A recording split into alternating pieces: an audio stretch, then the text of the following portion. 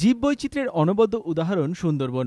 ৬৪ প্রজাতির ম্যানগ্রোভ, ২৪২ রকমের পাখি, ৭৫ রকমের মাছ, ১৬টি প্রজাতির কাঁকড়া, ২২ রকমের সাপ রয়েছে সুন্দরবনে। সবার উপরে দক্ষিণ রায়ের বাহন রয়্যাল বেঙ্গল টাইগার। কুমির ঘড়িয়ালদের নিশ্চিত আস্তানা এই ঘোলা জলের নদী। কিন্তু দূষণের প্রকোপে অশনি সংকেত দেখা দিয়েছে সুন্দরবনে। বাড়ছে দূষণ, ক্ষতি হচ্ছে পরিবেশের। চিন্তায় পরিবেশবিদ থেকে বন দপ্তরের আধিকারিকরা। যেভাবে পলিউশনের মাত্রাটা বাড়ছে, মানে আগে পলিউশন দেখুন, ইন্ডাস্ট্রিয়াল পলিউশন আগেও ছিল, গ্রামের লোকেরও পলিউশন আগে, মানে ওদের দ্বারা পলিউশন আগেও হতো, কিন্তু যেভাবে জনসংখ্যার বাড়ছে তার সাথে সাথে যেভাবে পলিউশনের মাত্রাটা বাড়ছে, এতে মেরিন ইকোলজির ওপরে কিন্তু একটা বিরাটভাবে চাপ পড়ছে।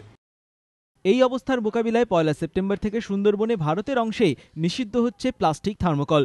এমনকি যদি কোনো পর্যটক প্লাস্টিকের জলের বোতল নিয়ে সুন্দরবনে যেতে চান, সেক্ষেত্রে এন্ট্রি পয়েন্টেই বন দপ্তরের কর্মীর কাছে লিখিতভাবে জানিয়ে দিতে হবে কতগুলি বোতল রয়েছে এবং ফেরত আসার সময় ততগুলি বোতলই তারা নিয়ে ফিরছেন কিনা তাও দেখাতে হবে। সুন্দরবনে পর্যটকদের জন্য 10টি এন্ট্রি পয়েন্টেই থাকছে তল্লাশির ব্যবস্থা।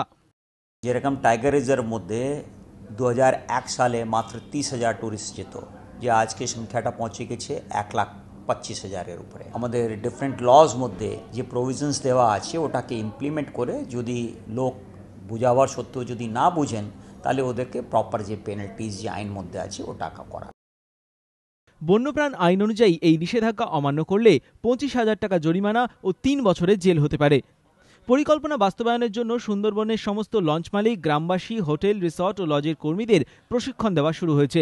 নজিরবিহীনভাবে নিয়মিত নদী পরিষ্কারেরও ব্যবস্থা করা হচ্ছে। সমিত সেনগুপ্ত, এবিপি আনন্দ।